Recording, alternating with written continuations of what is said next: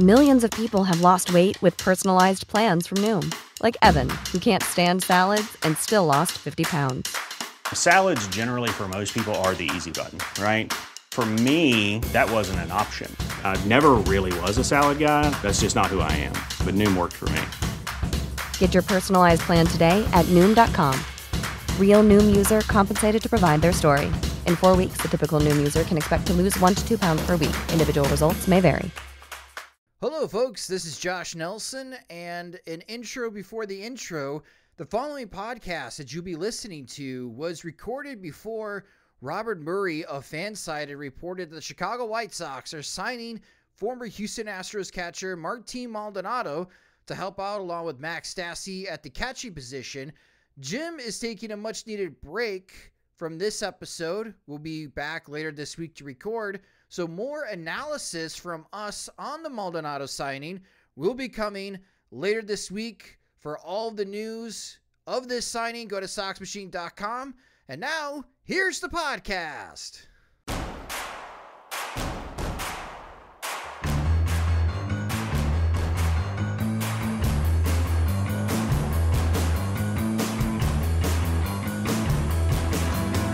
From your favorite source for Chicago White Sox talk, delivering news, interviews, analysis, and more.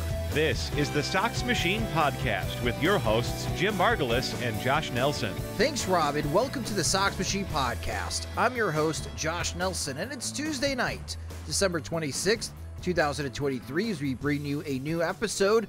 For those that do celebrate, I hope you had a wonderful Christmas, and for our friends overseas, happy Boxing Day. I'm flying solo in this episode as Jim is taking a well-earned break. In this episode, we have some off-season news as we catch up after the holidays. Mitch Garver and Kevin Kiermaier agreed to contracts, and the Cleveland Guardians and New York Yankees make a trade. For the White Sox, it's quiet on their end. We haven't heard any substantial rumors or gossip in a while. There is an update regarding Dylan Cease as we have some clarity on who Chris Getz was asking for in a possible return. Plus, while there may not be a Sox Fest this offseason, there will be a season ticket holder only event. At least that's something. But there's an interesting trend going on regarding off-season fan festivals for Major League Baseball that I think is a bit troublesome. Starting with the Dylan Cease trade rumors, in a piece from the Cincinnati Enquirer, Reds reporter Jason Williams wrote that Chris Getz asked for the following Reds prospects in a potential Dylan Cease trade: Rhett Lauder, their 2023 first-round pick; Edwin Arroyo, a 20-year-old middle infielder who's been playing primarily shortstop; starting pitcher Connor Phillips; and pitching prospect Chase Petty; and, quote, one more prospect, end quote. So it appears that Chris Getz was asking for 5 players for Dylan Cease. Now, we don't know, based on what Williams wrote in the Enquirer, if the White Sox were sending back to Cincinnati someone else along with Cease. But a breakdown of these 4 players, again, Lauder was the 2023 first-round pick out of Wake Forest. He's currently the Reds' number 2 prospect, according to MLB.com. Arroyo, again, 20 years old, shortstop, hit .248 with a .321 on base percentage, slugged just .427 in high A last year. He did play a few games in Double A, but that's where he is right now. Connor Phillips, he made 5 starts with the Reds last year, but got beat up. He had a 6.97 ERA and a little more than 20 innings pitched. He's currently the Reds' number 4 prospect. Chase Petty is also 20 years old. He had a 1.95 ERA in 16 starts at high A. That's good, but he just pitched 60 innings, so the Reds really limit his usage quite a bit, and there's still a pretty high reliever risk when it comes to Chase Petty's future profile. For those that enjoy playing with the baseball trade values calculator, you probably wouldn't be surprised to hear that this return would be a, quote, major overpay, end quote, for Cincinnati, with a surplus value of 62.3 going to the White Sox and a 40.4 surplus value for Dylan Cease going back to Cincinnati. I agree with the calculator that this request from Chris Getz is a little overboard, But let's consider what the ask is from the White Sox. Lauder, recent first-round pick, hasn't pitched in the minors, though. Arroyo just got to Double-A. Petty just got to Double-A, and he's only averaging 3.2 innings each outing. And Phillips got beat up at 5 major league starts. On paper, the White Sox farm system would get a pretty big upgrade regarding prospect rankings. But on the field, this type of deal wouldn't help much in the immediate future. Phillips would replace Cease in the rotation if this hypothetical trade did work out. And your hypothetical starting 5 for the White Sox, if this trade worked out, would have been Eric Fetty, Mike Soroka, Connor Phillips, Touki Toussaint, and then your 5th starter is Michael Kopech, Jared Schuster, and Nick Nastrini. Then the White Sox player development, which we haven't heard much of what's going on, what's going to change other than personnel for White Sox player development, would have to make Arroyo and Petty work in order to make this deal worthwhile. Like, Connor Phillips is intriguing, but he's not really like a big headliner for a Dylan Cease type of trade. I really liked Lauder going into draft day, and I do think he could be a Major League Baseball starter. Fastball was 95 to 96 consistently when I watched his starts at Wake Forest. He also has a very good changeup that is still effective, not just against lefties, but also against right-handed bats as well. But again, that's college. And while I thought he was very good, he's not on the same level as Paul Skeens was, number 1 overall. And Skeens was already pitching in Double-A. So we still don't have any clarity on what Lauder could do in the minor leagues and what his immediate future is. And with that uncertainty, when you add in Arroyo and Petty, I mean, 3 of these 4 guys maybe are in the majors in 2025, more than likely after 2025. So no help, not much help in the immediate, just Phillips replacing Dylan Cease in the rotation, and then still have to wait a year, maybe 2 years for everyone else in this return to join the White Sox. And again, the clock is kind of ticking when you still have Luis Robert Jr. in hand. This deal, hypothetically, again, this offer doesn't help the White Sox immediate need in right field. So while Reds fans will laugh at this initial offer and call it crazy, which I get it from their perspective, they're number 2, number 3, number 4, number 8 prospects for Dylan Cease. But again, these are just prospect rankings, and all prospects are suspect until they prove it otherwise in the major leagues. And again, I get it from a Cincinnati perspective. This is asking a lot for Dylan Cease, who was not that great in 2023. This would be a type of package if the Reds traded for Dylan Cease after the 2022 season. Again, I get it from a Reds perspective. This is outrageous. There's no way the Reds would make this type of offer. But for the White Sox, it's not a perfect offer either. Let's see what the counter offers look like. The Reds still need starting pitching help. Meanwhile, there hasn't been much discussion from other teams' interests in Dylan Cease, especially after the Los Angeles Dodgers traded and signed Tyler Glasnow and signed free agent starter Yoshinobu Yamamoto, in addition to signing Shohei Ohtani. So obviously the Dodgers still crushing the offseason and dominating the headlines. The Atlanta Braves, during the winter meetings, pretty much said that they were out on Dylan Cease, or their interest in trading for Cease was overstated. You could make a case for all the teams that missed out on Yamamoto should be calling Chris Getz right now, texting him to make offers for Dylan Cease. But there's just not as much trade smoke as there was before the winter meetings. And if you recall a few weeks ago, a month ago, on the percentage that I had after the offseason, I was 99% sure Dylan Cease would be the opening day starter. Then it dropped to 75%. Then it dropped to 50%.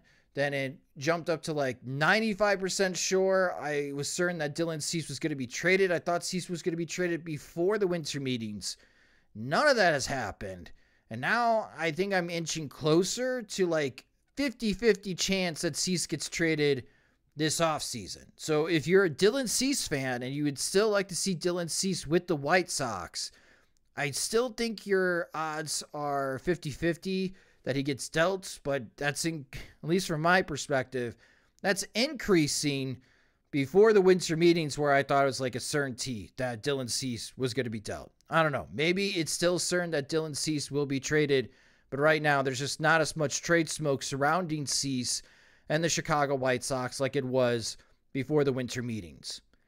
In other MLB news, the Seattle Mariners signed DH catcher Mitch Garver to a 2-year, $24 million contract, first reported by ESPN's Jeff Passan.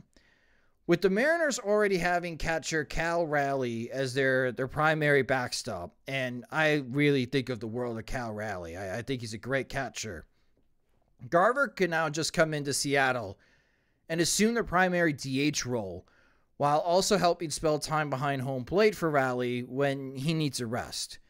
Last year, Garver hit .270 with a .370 on-base percentage. He had a 12% walk rate and slugged .500 for the world champion Texas Rangers as he hit 19 homers and 50 RBIs in 87 games. Now that is the concern.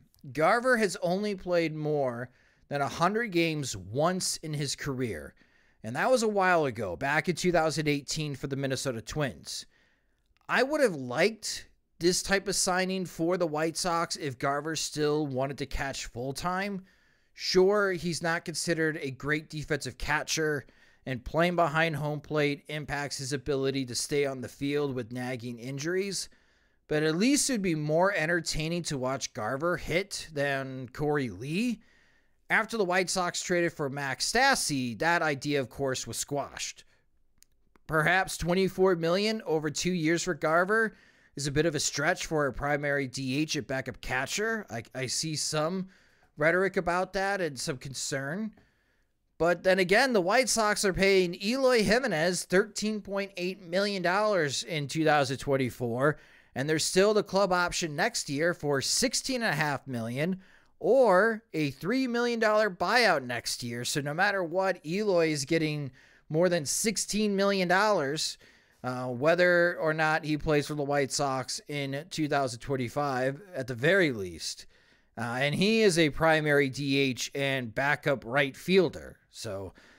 And he also has a very tough time playing more than 100 games, even though he did get to 120 games last year. That was the first time that Jimenez played in more than 100 games since his rookie season in 2019.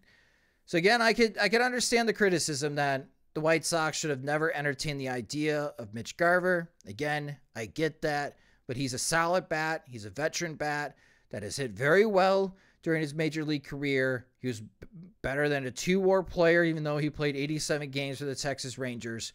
And I think he's going to help out that Seattle Mariners lineup, which it seems like that they're going to be missing out on Teoscar Hernandez, or at least bringing him back, as they will be moving on and finding someone else to play right field next year. Speaking of the outfield, the Toronto Blue Jays signed outfielder Kevin Kiermaier to a 1-year, $10.5 million contract. There will be incentives part of the contract, according to USA Today's Bob Nightingale. The 2023 Gold Glover over Luis Robert at center field. Kiermaier played in 129 games for the Blue Jays last year and was a 2.2 WAR player, according to Fangraphs, with a 104 weighted runs created plus, meaning that he was 4% better than league average offensively. Kiermaier's slash line, he hit .265. His on-base percentage was .322, and he slugged .419. Kiermaier only hit 8 homers and had 36 RBIs with 14 steals. Offensively, Kiermaier doesn't provide much outside of being very average contact-wise with little power. It's his glove that has been his best and biggest asset to any team, and Kiermaier will help the Blue Jays in that regard, as they still have proven hitters up and down their lineup. What brings into question, however, for the Blue Jays is what about the pursuit of Cody Bellinger? After missing out on Juan Soto and Shohei Ohtani, the Blue Jays were expected to make an impact move this offseason. Kiermaier isn't that. And now everyone wonders, after 2 swings and misses this offseason, that the Blue Jays are not going to sign a big free agent. There's still time. Third baseman Matt Chapman, who obviously played for the Blue Jays last year, is still available. However, his free agent market has been very quiet to date. From a White Sox perspective, if Kiermaier couldn't get a guaranteed starting spot with a team, I would have liked the White Sox to go after him. Yes, offensively, like I mentioned, Kiermaier would not be an impact player. But Kiermaier manning right field with Luis Robert Jr. in center field would have given the White Sox a very strong defensive outfield to help with their upcoming strategy of playing games very quickly in 2024, a focus on run prevention while being very bad offensively. Alas, Kiermaier is returning to Toronto. That raises questions about what the White Sox plan is for right field in 2024. I put this out on my social media on Twitter, which you can follow me at SoxMachine_Josh. A poll: what are the White Sox plans to start for right field in 2024? The key part is to start, because obviously things will change during the season.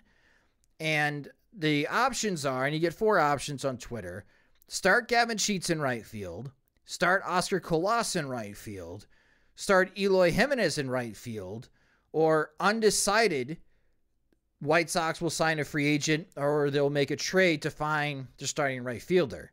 Now, if you do have Twitter, you can participate in that poll. Again, follow me at SoxMachine_Josh. Make your voice heard. Submit your vote. Early voting is obviously undecided. I thought that was going to be the number 1 option anyways, but I was wondering to see if anybody still believed in Oscar Colas, and there are some that still believe in Oscar Colas, even though I don't think Pedro Grifol, the White Sox manager, is one of those believers. That's where I would place my vote as well, that it's still undecided what the White Sox are going to do in right field. But man, it makes me uneasy, because with every passing day, every passing week that the White Sox don't have someone from the outside that they are bringing in to challenge or be that starting right fielder, the more likely it's going to be an internal solution, which you have Gavin Sheets, who is not an outfielder and is not very good offensively either. I don't know if Gavin Sheets is a major leaguer. Eloy Jimenez, which we know that if he plays in the field, chances of him getting hurt are high. Then again, chances of him moving or running or trying to do anything athletic is pretty high.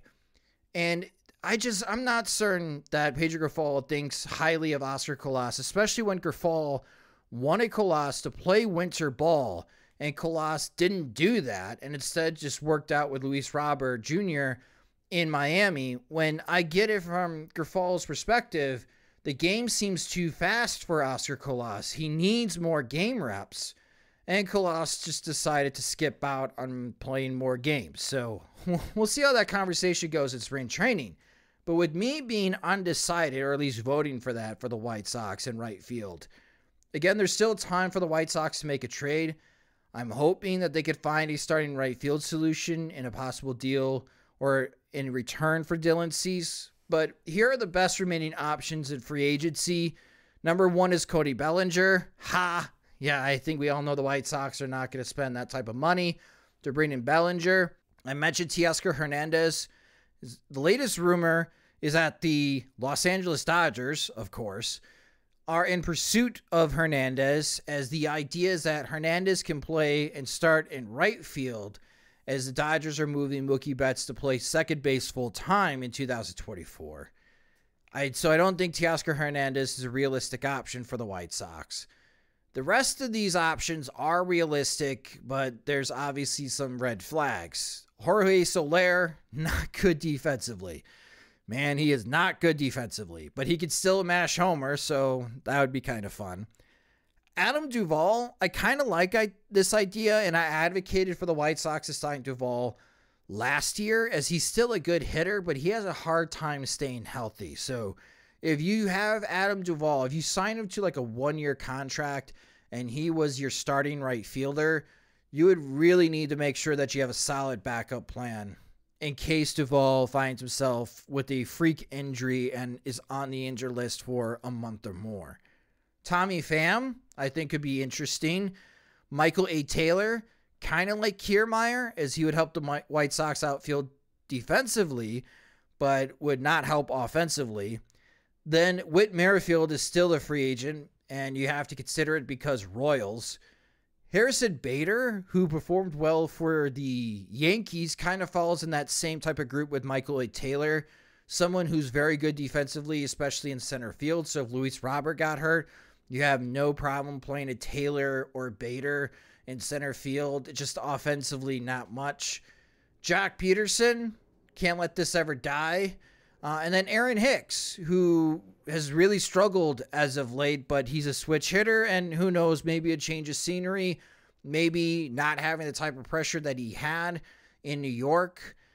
He did perform a little better with the Baltimore Orioles when he got waived, but maybe just playing in a more relaxed situation with the Chicago White Sox, knowing that there's not a lot of pressure to perform as the team's not expected to win many games in 2024, gets him back on track.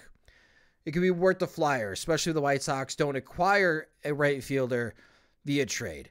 So there's still time. I'm not sure if the Atlanta Braves have any other right fielders available that Chris Getz could possibly acquire in a trade. But there's still time this offseason to find another right fielder. Just every day, every passing week, the White Sox don't make a move. The concern that I have internally that Gavin Sheets is the opening day right fielder in 2024 is greater. And do not like that feeling, folks. Do not like that feeling. We'll take a quick break for a word from our sponsors, but the Cleveland Guardians make a trade, and recent trends of Major League Baseball fan festivals is concerning. Welcome back to the Sox Machine Podcast. The Cleveland Guardians have been reported that they're going to be trading for former New York Yankees top prospect outfielder Estevan Florial. Back in 2018, Florial was regarded as a top 50 prospect from Baseball America, MLB Pipeline, and Baseball Prospectus. He only played in 48 games in the major leagues, hitting just one home run in 134 plate appearances with a slash line of .209 with a .313 on base percentage and slugged just .296. With the White Sox trading for Juan Soto, Florial was just outfield depth, and because of his time with the Yankees, he's out of minor league options. So Florial has struggled in the majors during his time with the Yankees, but he has hit well in AAA over 3 seasons with a slash line of a .265 batting average, on base percentage of .358, and slugged .490. So he goes to the Guardians, and Florial, if he stayed with the Yankees, entered spring training, quote-unquote, competing for a spot on their 26-man roster, that would have been a long shot for Florial. More than likely, he would have been DFA'd and wouldn't have a home entering the 2024 season. Now he's competing for a starting role in the Guardians outfield, as they still have Steve Kwan, who is a mainstay now in left field. They have Miles Straw in center field. I still think that's their plan A. The Guardians also have Ramon Laureano under team control, and he was playing in right field. So maybe Florial splits some time with Laureano in right field. Maybe he wins that spot in right field for the Cleveland Guardians. But for Florial, again, a top 50 prospect, was part of very many hypothetical trade situations for the Yankees over the years, as someone that could have been flipped for one of the top players available. Really hasn't panned out, but he's going to get a second chance with the Cleveland Guardians. We'll see on how it unfolds for Florial and the Guardians. Back to the Guardians, though. They still have to figure out what they're doing with Shane Bieber. It's been reported that Bieber could be dealt before the season, as he becomes a free agent after the 2024 season. Back to the Cincinnati Reds, maybe if the Reds didn't like what the White Sox were asking for at cease, they could pivot to their in-state rival and try to work out a trade for Bieber. Now, the direction for Cleveland is still a bit hazy in what their plans are for the 2024 season. Obviously, they still have Jose Ramirez and Andres Jimenez, both very good. We know how defensively the Guardians can be quite good. They have a knack of developing pitching, plus their top hitting prospect, Kyle Manzardo, a first baseman, could be ready to join their lineup to provide more power alongside Josh Naylor. It's a bit hazy of a picture for the Guardians, especially if they do end up trading Bieber, but adding Florial, again, he's a wild card here. They keep most of the lineup together. If they keep Bieber to at least see where they are in the first half, I saw on Fangraphs.com the Zips projections for the Cleveland Guardians are more rosier than I was expecting, and our best friend Dan Zaborski wrote up in his column about the Zips projections in 2024 for the Cleveland Guardians. He likes their chances in the American League Central and lists their odds of winning the Central better than expected. So keep an eye on the Guardians, but again, there's not a lot of uncertainty of what they're planning on doing to Shane Bieber, and if they trade Shane Bieber, I think that hurts their odds of winning the American League Central in 2024. But again, as we've seen with Cleveland, they could surprise everyone. And then back to the White Sox from a marketing perspective. On Friday, January 26th, the Chicago White Sox are having a season ticket holder only event. With some intel we received at Sox Machine, there will be no Sox Fest again in January 2024. That news has caused some fan outrage online, calling the season ticket holder event quote-unquote elitist. Disclosure, I'm still a season ticket holder for the Chicago White Sox because I'm an idiot. So I'll know more later about this upcoming event that'll be in late January. There hasn't been a Sox Fest, though, since COVID, and that's rubbing some fans the wrong way. If you haven't been to a Sox Fest was filled with autograph hounds who stood in line to get signatures from players and coaches. There was the shopping area where vendors sold White Sox gear and other knickknacks. Hell, Louisville Slugger had a stand where you could get a custom engraved bat. Then there were the panels. But the best part was the kids area. White Sox instructors were there to help teach young White Sox fans baseball drills, and there were other fun activities for them to do. While it's not the most exciting event in the world, it was a chance for White Sox fans getting to know players, coaches, and even ask questions to White Sox front office members about the upcoming season. Now that chance doesn't exist. What the White Sox have been doing is hosting Zoom-like sessions with players and personnel. A more recent one was with Luis Robert Jr., again for season ticket holders only, which raises the question, what are the White Sox doing to keep casual fans from jumping off the cliff and just skipping the 2024 season completely? And right now, in late December, the answer to that question is not much, at least what we have seen from upcoming planning from White Sox marketing. And there's still the unknown issue of how White Sox fans were shot inside the stadium last year. We may never get a resolution on that incident, both from the White Sox and the city of Chicago. Will it mean better security parameters and better process of entering the stadium in 2024? We still don't know. With the White Sox not having Sox Fest, the perception is they are one of the few franchises in Major League Baseball that doesn't have an off-season fan event. Again, that's perception. The reality is only 14 Major League Baseball teams have a confirmed fan fest this offseason. The Los Angeles Dodgers and San Diego Padres, who had fan fests last year, still haven't confirmed or announced if they will have one in January or early February. I'm pretty sure the Dodgers Fan Fest would be very well attended with their offseason.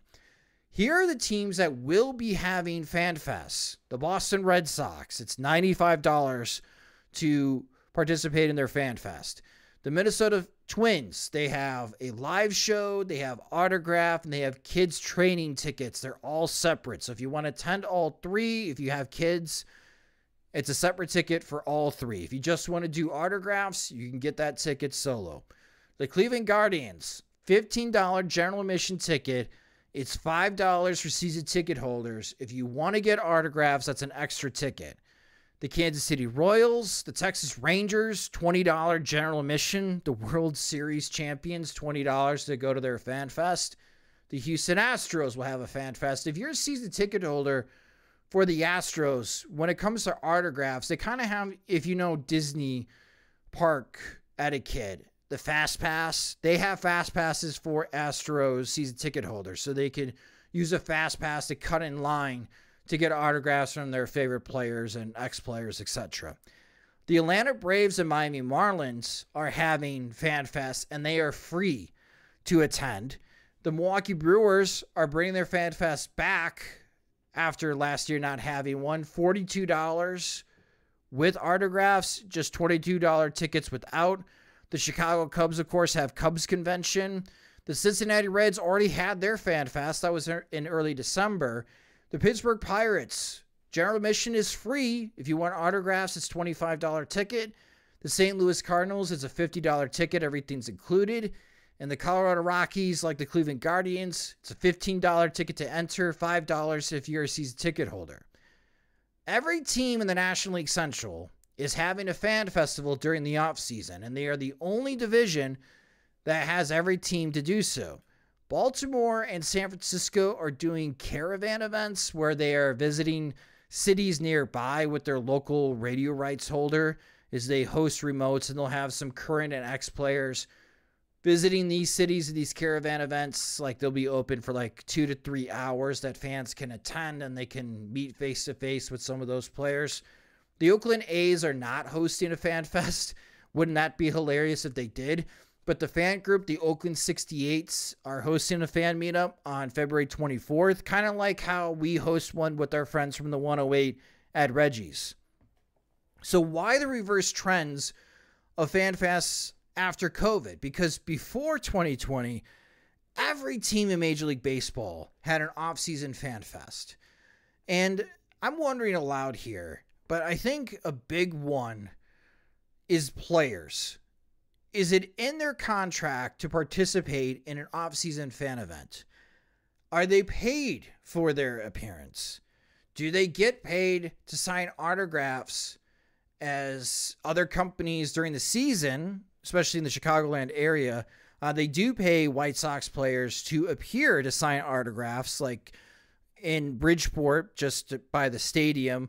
Wings and Rings, they'll have autograph sessions with current and ex-White Sox players that fans pay tickets for to get autographs. And I think you pay a little extra to get a photo with the players, which is pretty cool. But players make money off of that. And do the players get a cut for signing stuff at these fan events? If the answer to these questions is no, it's not in the player's contract to show up. No, they don't get paid. And remember, players don't get paid until the regular season. They're not even paid for spring training. And if they don't get a cut for signing stuff, why should players show up? Would you show up to a work event that you weren't paid for? And if you, well, then again, I don't know what you guys do for a living. I don't know if you signing stuff would have any value. But again, you know, if there's a work event and you didn't get paid to participate, are you showing up to that work event? I don't know. I guess from a player's perspective, I get it. If I'm not getting paid, why would I fly to Chicago to meet with fans? I'm not getting paid for it. I don't get a cut of the autographs. Peace out. I'll just meet you guys in Glendale when I'm supposed to show up in mid-February for spring training. So I'm wondering if teams are having a tough time, especially if it's not written in contracts, to have current players show up. Ex-players, yeah, man, they still want to be remembered. They still want to be remembered. They still love that pop of fans being excited and cheering their name, even though they haven't played in X amount of years. And if the team buys their flight, if it pays for their flight and pays for their hotel room, yeah, you can get ex-players. Like White Sox wouldn't have any issue getting ex-players to show up to a fan fest. Getting current players to participate, I bet it would be troubling. It would be arduous to get current players to show up. The other thing that I'm wondering that is a reverse trend of fan festivals for Major League Baseball is marketing budgets. Do MLB teams still allocate funds for these type of events? Sure, they sell tickets for the events. Some teams, though, don't. I mean, they're free tickets. It still costs money to launch the event. So, yeah, again, I think it would make sense for teams to do this, especially if you have a good fan atmosphere, like Texas does, of course, because they just won the World Series, or the Atlanta Braves. I mean, those fans have been very loyal. Like, if you are a good organization that continues to win baseball games, I'm sure the fan atmosphere is great. I'm sure for some teams, White Sox, are scared of meeting their fans currently face to face. So that might be a reason why they're not having a fan festival.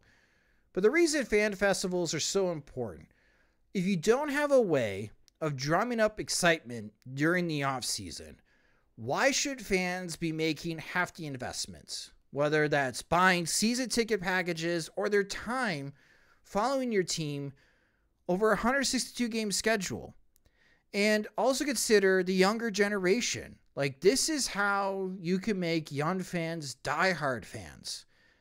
Is they will remember this, especially if they're between the ages of like 8 to 14, where they can go with their parents or other family members, attend a fan festival, wear their White Sox gear, get a chance to meet White Sox players, and do the other cool kid stuff like I mentioned at Sox Fest. Like, if you don't have that, what are you doing to generate new White Sox fans, especially younger White Sox fans that will stick with you, and when they have a full-time job and they have a career, they're buying tickets for you, and when they have kids, then you have another wave of White Sox fans being generated.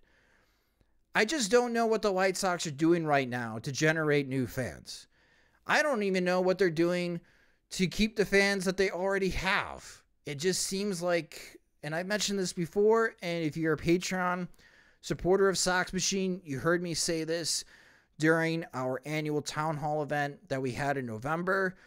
It really feels like it's up to White Sox fans and their efforts to continue being White Sox fans.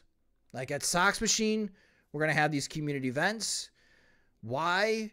Because misery loves company, and it's a miserable time to be a White Sox fan, and we aim to be good company at Sox Machine. That's why we co-host these things with our friends from the 108. They're unserious, but they're very serious about being unserious, and they're fun. And these are fun events as we are planning for the event in January at Reggie's. And we're hoping to have another event in March before opening day. And we're going to have a massive tailgate in Milwaukee when the White Sox play the Brewers up there. And in July, we're in the planning stages right now of having several events in Kansas City for that weekend after the All-Star break. Going to check out the Negro League Museum, go watch the Royals and White Sox games, have pregame and postgame meetups in Kansas City like we've had in Cincinnati and Minneapolis and San Diego in recent years. It's fun. It's a very fun community. But man, it's really it's up to us to continue being White Sox fans, it seems like, with very little help from the actual Major League Baseball team. Do you know how crazy that is? Especially for anyone listening to this, if you guys work in marketing, let me know your guys' feedback, because to me, this is just an absolute bizarre marketing strategy of our marketing. We're just going to leave it up to the fans to decide. We're just going to leave it up to the customers to decide if they're going to be happy or not of buying our product. Like, what other industry, what other product, what other business vertical markets like that? I've got no idea. But in Major League Baseball, even though I'm picking on the White Sox here, they're not the only ones. They're not the only team that has decided to reverse course and not doing a whole lot during the offseason to drum up excitement for the upcoming season, which I find to be a very curious strategy for Major League Baseball. I would think that the commissioner's office would force teams to do this, but every team can do what they want on their own, and the league will continue to wonder why their fans continue to trend to be older, and they're losing out on the other major sports or up-and-coming sports on younger fans. This is a big reason why. That will do it for this episode of the Sox Machine Podcast. Thank you guys so much for listening to this episode as I fly solo. Jim will rejoin me later this week as we'll have a podcast episode before New Year's as we celebrate another year of Sox Machine as we relaunch Sox Machine on January 1st, 2018, and also dish out what our resolutions are for the upcoming 2024 calendar year, both personally and for the Chicago White Sox. If you just discovered the Sox Machine podcast, you can subscribe to this show through Apple Music, it's Spotify, wherever you listen to podcasts. And we also upload podcast episodes into our YouTube channel at youtube.com/SoxMachine. You can follow us on social media. We're on all the platforms. We're on Twitter. We're on Instagram, Blue Sky, Threads, etc. We're at Sox Machine. You can follow me there at SoxMachine_Josh. If you enjoy our work and you want more, you can get more by becoming a Patreon supporter at patreon.com/SoxMachine. Current Patreon supporters of Sox Machine, go to patreon.com/SoxMachine. I have made a post there with an interest form for those that are going to Kansas City, might be going to Kansas City, or want to hear more about what that Kansas City meetup entails. I will be sending out the first mass email to let people know what we are planning to do in Kansas City. So for those that are on the fence, maybe that convinces you to join. For those that are already, Josh, I'm planning there. I already blocked it on my calendar. I will see you in Kansas City on July.